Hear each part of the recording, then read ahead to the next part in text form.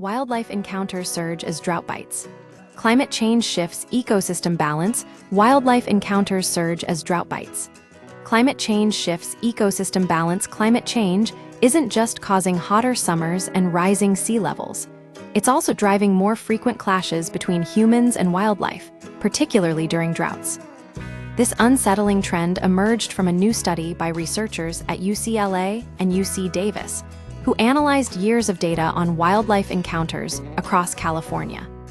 Their findings, published in Science Advances, suggest that the growing frequency of droughts intensifies competition for dwindling resources, pushing animals into closer proximity with humans. For every inch less rainfall per year, the researchers observed a 2% to 3% jump in reported conflicts involving various carnivores during drought years. These animals included mountain lions, coyotes, black bears, and bobcats, all species known to adapt their behavior based on resource availability. Lead author Kendall Calhoun, a postdoctoral researcher and conservation ecologist affiliated with both universities, emphasized the broader implications of these findings, stating, "Climate change will increase human-wildlife interactions, and as droughts and wildfires become more extreme, we have to plan ways to coexist with wildlife."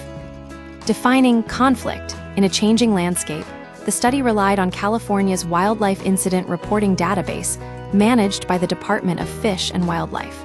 This data captured instances labeled as nuisance or property damage rather than outright attacks on people. The researchers acknowledged that defining conflict is subjective, as what one person perceives as a nuisance, like birds eating crops, another might view as beneficial pest control. Calhoun explains, "It's unclear whether the number of reports increases because there are subjectively more conflicts, or because people perceive wildlife more negatively when their own resources are more stressed." Beyond numbers, a call for climate-resilient habitats, while it's difficult to definitively say if drought conditions are literally forcing more coyotes into urban areas, the data clearly points towards a heightened human perception of these encounters during dry spells. Calhoun suggests this underscores a critical point. Climate change isn't merely altering weather patterns, it's fundamentally reshaping ecosystems.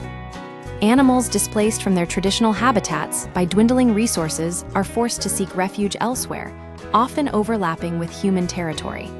Now that we know how droughts make wildlife interactions worse, why couldn't we make them better? Asks Calhoun. He emphasizes the potential of creating climate-resilient landscapes for wildlife, protected areas, brimming with sufficient food and water sources.